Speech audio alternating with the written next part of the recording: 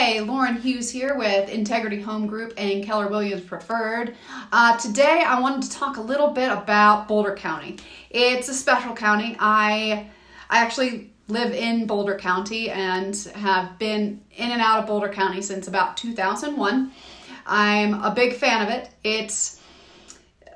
Boulder in particular is it's like a whole world in of itself. So anyone that's familiar with Boulder knows, you either love it or hate it. What I see, it's just like, oh, I'm only going to live in Boulder. It's the only place I'll ever be. Or it's like, don't bring me to Boulder with a 10-foot pole. I'm not going anywhere near it. I personally like Boulder County, but I'm no longer in Boulder. I actually just recently bought a property just south of Boulder, but still in Boulder County. And I wanted to talk to you a little bit about the nuances with Boulder County. And when you're looking to buy or sell in Boulder County, you get a realtor that knows Boulder County. And it's a completely different animal than Denver. I mean, Denver has its own nuances too, and you do need to know the little micro pockets, but Boulder in particular is just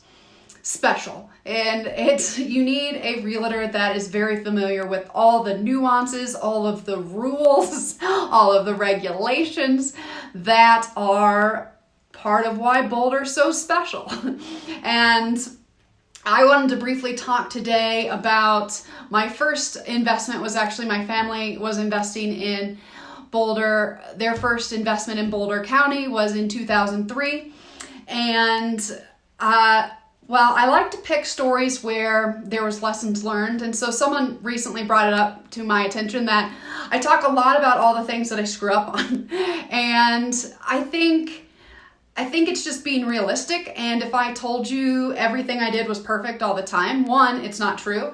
And it's just not reality. And that's one of my pet peeves when I see people giving advice about buying homes or selling homes, and it's all rosy and pretty, and it doesn't talk about all the near misses and the lessons learned and all of the behind the scenes things that go into every single transaction. And sometimes you get lucky, sometimes you don't. I've been in the business enough to where, let's just say I haven't gotten lucky every single time, and I would argue that I've gotten very unlucky a couple of times. And the lessons I learned from that make me even more stronger today when making offers or putting my own properties on the market, or if I'm selling or buying for my clients. So back in 2003, we are one of the few and only families that bought a condo, or we bought a condo. And even today, we no longer have the condo. We got rid of it. It has only increased in value about 3 to 5% in Boulder,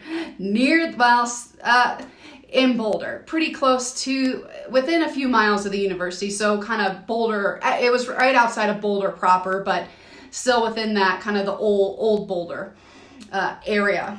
Maybe not old Boulder, but anyway, semantics here. And the reason why we thought we were purchasing a really great property, because it's like, oh, it's close to university, it's always going to rent and blah, blah, blah, blah, blah. Well, what we didn't do, we had a really great realtor. The realtor's still around and actually has expanded her business. She's done an amazing job. And so I don't want to say anything negative about her. Except what we learned was builder permitting within Boulder, that you need a realtor that understands the permitting system in Boulder. And when they're not more likely going to do any type of building, they like to control that with like a really tight leash on any and all building that goes on in Boulder. So I just smile because it's really intense. And you want a realtor that understands that it's really intense. Anyway, so we ended up buying this older condo, 2-bedroom, 2-bath, and everything else in Boulder has almost doubled in the last 20 years in price. This condo has not. The reason being, at the time, there were no building permits. However, there was some unused land near these condos. Actually, in 3 spots, there was land for these, just vacant land that had no permitting on it, probably not going to build, or we were told Boulder never issues these. It's never. So Boulder permitting and not, people never get permits. Well, that happened. one of the only times that was actually incorrect was when we bought this condo. And in 3 different situations, like over every 5 years, one of those plots of land actually did get permitting, and so they bought and made brand new condos, which every time there was a new condo complex built, our condo went down in price, and then it would go up, up, up, up, and it would start to move, and then that second plot of land that was dormant, that was never going to be built on, all of a sudden, brand new apartments came in again, and that happened 3 times over 15 years, and so that's why we are one of the random few people, the handful of people that bought in Boulder, and the house hasn't really changed in value. And I would say we are part of the very few that have had that happen, and I wouldn't say we necessarily did anything wrong other than we did not assess the land outside of the condo as well as we should have, and we should have gone down to the Boulder permitting office, down to the municipal, and figured out Chamber of Commerce figured out what on earth the plans were, and if we had known, there had actually been plans for years for those places, and our realtor told us that, oh, they'll never get approved, when, she was very knowledgeable, and in generally speaking, she was correct. But not this time, and it was 3 times that it happened. And so before you buy anything, it's good to know if there is vacant land. It's good to know the Chambers of Commerce and the building permitting and any type of permitting in Boulder. It's good to know the beast that is Boulder. And I say that lovingly because I love Boulder. It's sometimes a love-hate relationship because I've been in it, and you want someone that has been in it and understands the behemoth that it can be, and when you're buying a property, because you are paying a premium when you're in Boulder, and to say anything else, that's just not accurate.